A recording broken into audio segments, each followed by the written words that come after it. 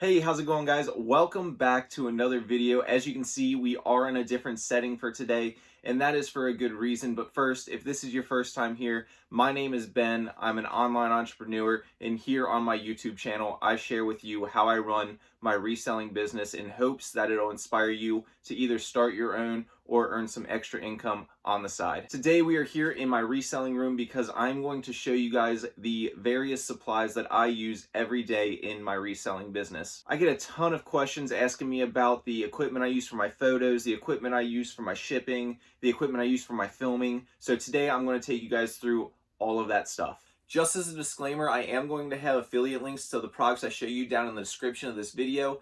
An affiliate link is just a link that helps me out. If you end up clicking it and buy something, I get a little kickback from it. So it just benefits me if you buy something using my link. But all of the products I show you today, I do use every day in my business. There's not going to be filler products or anything like that. This is all stuff that I actually use in my reselling business. With that being said, let's get right into the video. Here we go.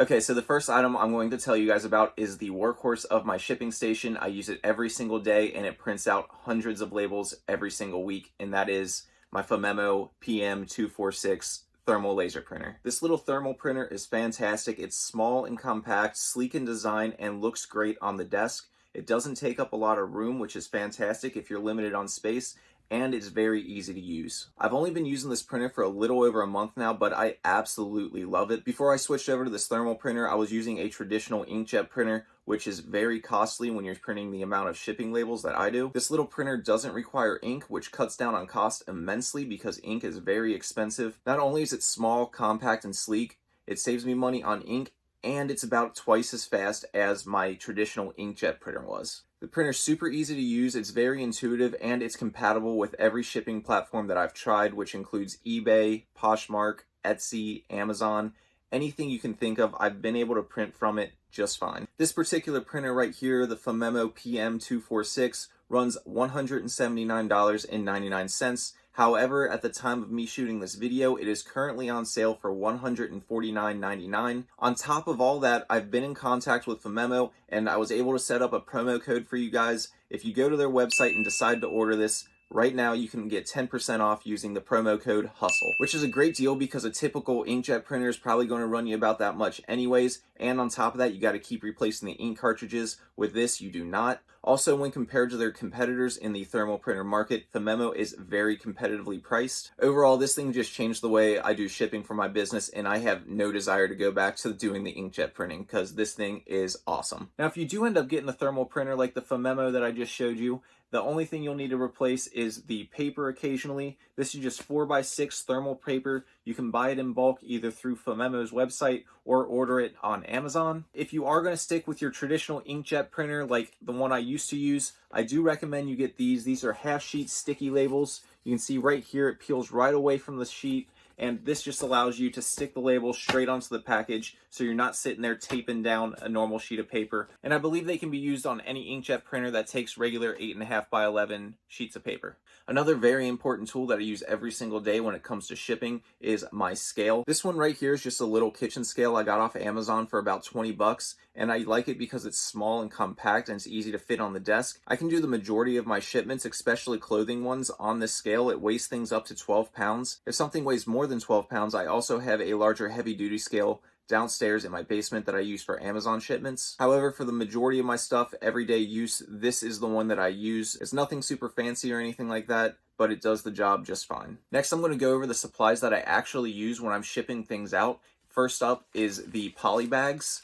There are two different kinds of poly bags that I use. These first ones right here are just plain gray 10x14 poly bags. I buy them in bulk by the thousand, and I go through a ton of these because these are my main workhorse when it comes to shipping clothing. These are very easy to use. All you have to do is slide your piece of clothing in there, take this adhesive strip off, fold over the top of it, slap your label on, and then send it out to the post office. Very quick and very easy. If you're someone like me who does a bunch of clothing, these are definitely a must. I buy them by the thousand, and they are pretty cheap to buy right on Amazon. I also have a larger version of that bag that I use for bulkier items like jackets and stuff that are still pretty lightweight, and this one is 14 by 17. The other kind of poly bag I use in my business are these clear poly bags. I typically use these to send out my Amazon goods in. However, a couple other resellers that you might see out there actually use these to store their items in their bins. I personally don't do that, but it is another way you can use them. When I buy these, I typically buy a variety pack that comes in multiple different sizes of bags for different items. An important thing to note about these clear poly bags is you need to buy the ones with the suffocation warning printed on the actual bag itself.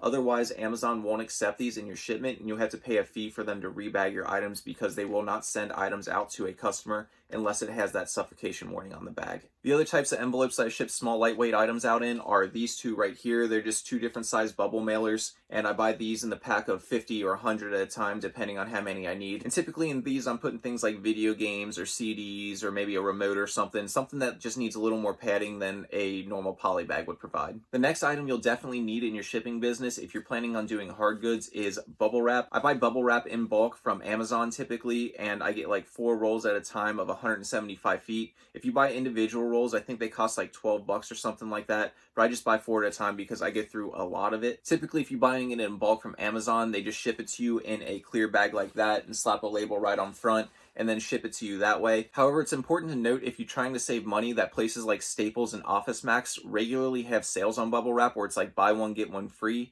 And it's not that much more expensive than buying it on Amazon. It might be $1 or $2 more if you're buying it without the sale. So if you get a buy one, get one free deal, it is better to buy them from those retail stores. The next supplies that I actually ship stuff out in are free supplies from the United States Post Office. Most commonly, I'm using like their mailing boxes if I'm shipping out items on like Poshmark or some harder goods on eBay. I also use a ton of flat rate, legal flat rate, and padded flat rate envelopes for things like jeans, hoodies, jackets, stuff like that.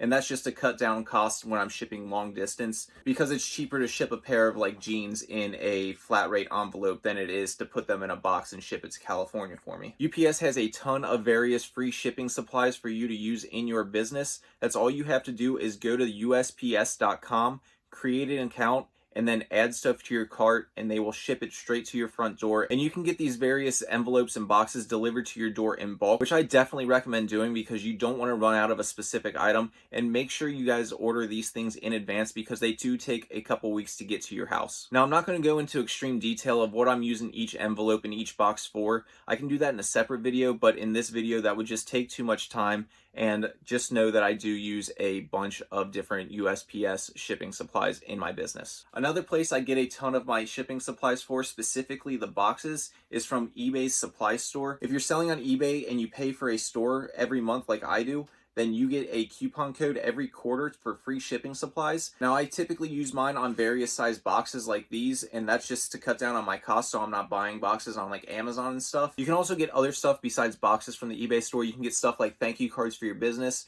and shipping tape. I haven't paid for shipping tape and I couldn't tell you how long because when I'm getting low, I just order it in bulk from eBay's shipping store using my coupon for free. I still buy clear shipping tape from time to time when I'm sending out like Amazon packages or packages where customers want them drop shipped or something like that. I still use clear shipping tape and stuff, but for the most part, I get free eBay shipping tape. The last thing that I really think you should consider for your shipping station is getting one of these, which is a measurement mat for your shipping desk. It's really nice for measurements and stuff when you're creating your shipments because you can just line the edge of the box up down here along the bottom of the mat and really easily get the measurements of the box without having to use a tape measure and stuff. It's not something that's completely necessary. It's just something that is very convenient and very easy to use, especially if you're looking for a way to decrease the amount of time that you're spending shipping. This thing definitely speeds things up. These last few items should be pretty obvious, but I'll include them just in case. Tape and tape gun, scissors and box cutter, tape measure, and a Sharpie. The next supplies I'm going to talk about are my photography supplies that I use when I'm taking the pictures for my listings. Now in that setup, you probably noticed the paper I was using for the backgrounds of my photos. That is photography paper and you can buy it by the roll over on Amazon. Photography paper is obviously designed for photographing and what it does is bounces the light back towards the camera as you're taking your images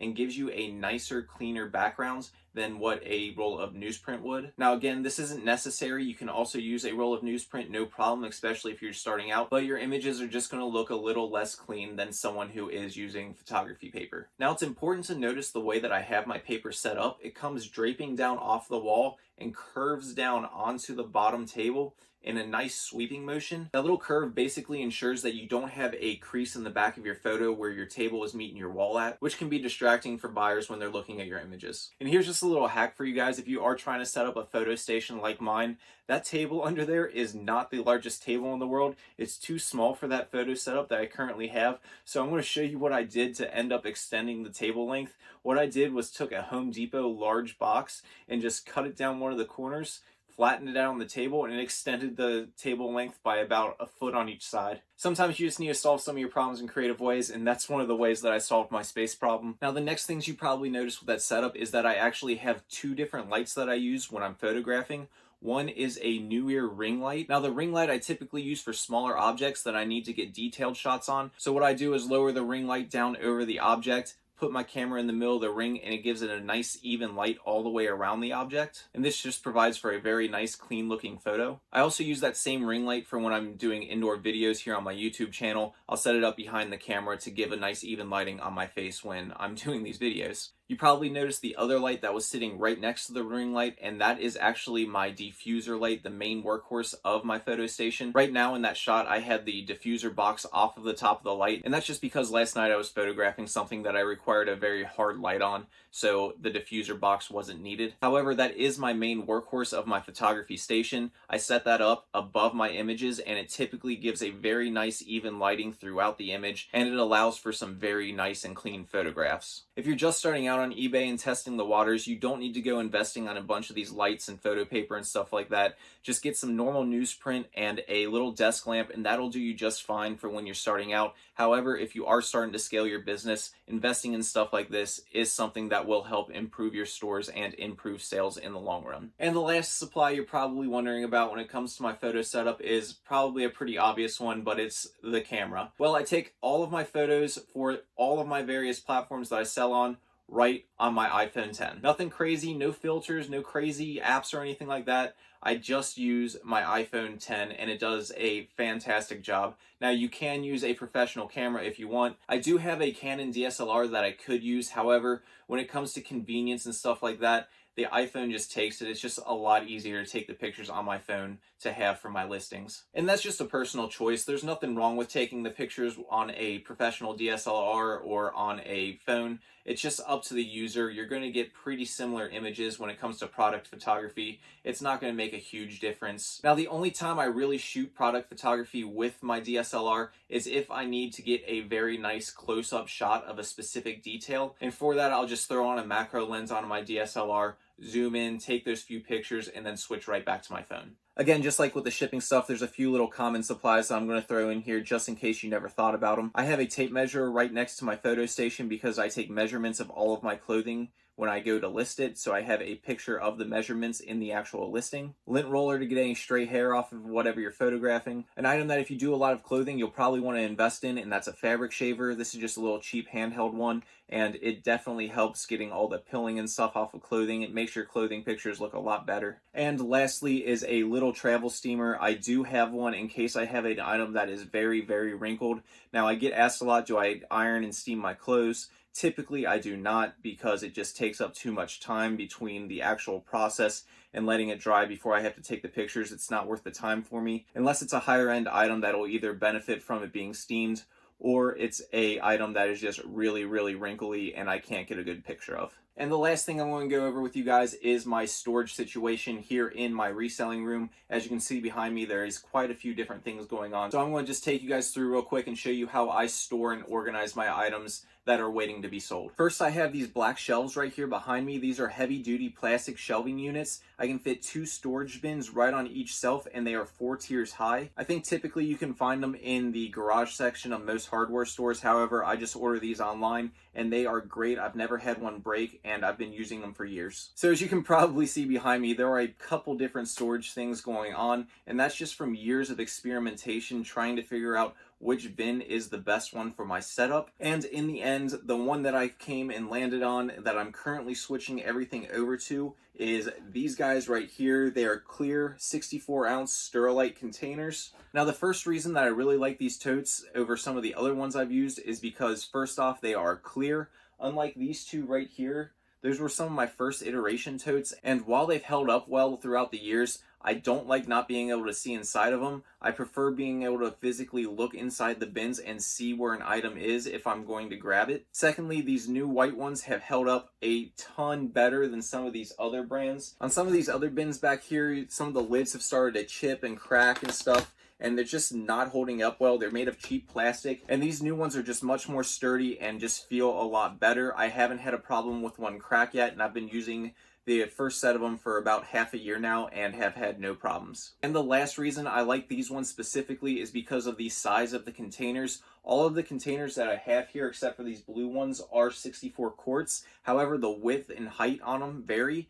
and these white ones just seem to be the best fit for the shelves that I use. They fit perfectly inside. I don't have to squeeze them side by side like I do these green ones, and they're just overall the best solution that I've found for my storage needs. Now, how I keep my inventory organized within these containers is pretty simple. Each of the containers is labeled with a letter, as you can see right here. This one is V, has a V right there and a V on top. So essentially all the bins that I have are assigned a letter. It goes A through Z, then starts back over at AA, AB, AC, and so on. When I create a listing on, say, eBay, there's a custom label field that you can fill in whatever information you want, and it's not visible to the customer. And in that field, that's all I do is go in and type in bin A or bin B or bin C. And this allows me to easily find my items once they do sell. That's all I have to do is go into that custom field, see what bin it is, pull that bin out, and then pull the item out. Very simple, very straightforward. And if you're just starting out, it is essential that you start this organization early, because